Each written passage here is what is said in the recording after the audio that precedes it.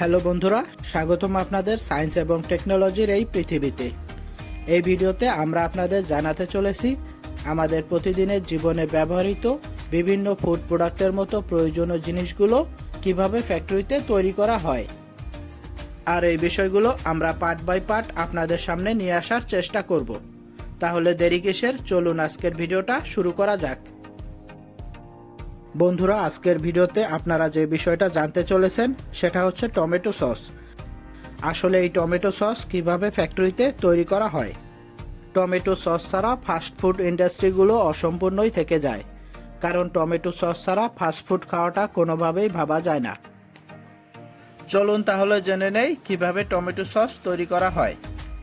Tomato sauce তৈরি করার জন্য প্রথমে বড় বড় ফার্ম থেকে টমেটো সংগ্রহ করা হয়।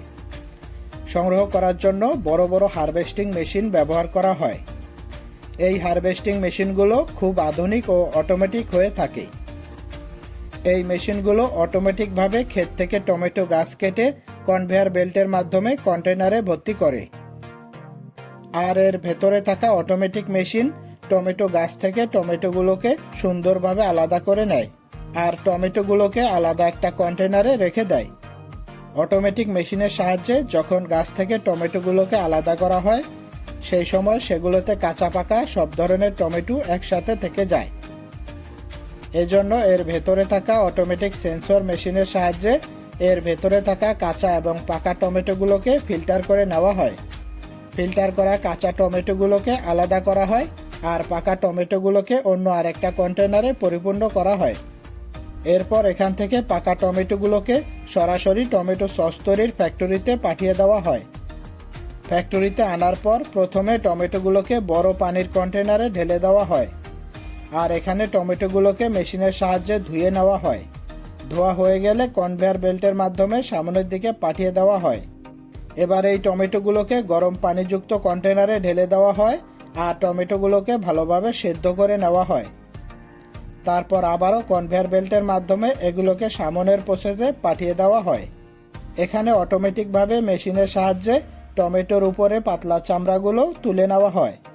টমেটো চামড়া তোলার পর এগুলোকে কনভেয়ার বেল্টের মাধ্যমে ফ্যাক্টরিতে থাকা ওয়ার্কারদের সামনে পাঠিয়ে দেওয়া হয়। এবার এই টমেটোগুলোকে ম্যানুয়ালি ছাঁটাই করা হয়, যেখানে দেখা হয় একটি টমেটোর গায়েও যাতে কোনো চামড়া না থাকে। এরপর আবারও টমেটোগুলোকে কনভেয়ার বেল্টের মাধ্যমে একটি মিক্সিং মেশিনের দিকে পাঠিয়ে দেওয়া হয়।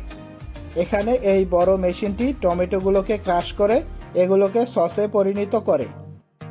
এরপরে এই টমেটো সসগুলোর মধ্যে কিছু জরুরি ইনগ্রেডিয়েন্ট আর প্রিজারভেটিভ মেশানো হয়, যে কারণে সসের স্বাদ এবং স্থায়িত্ব অনেক বেড়ে যায়।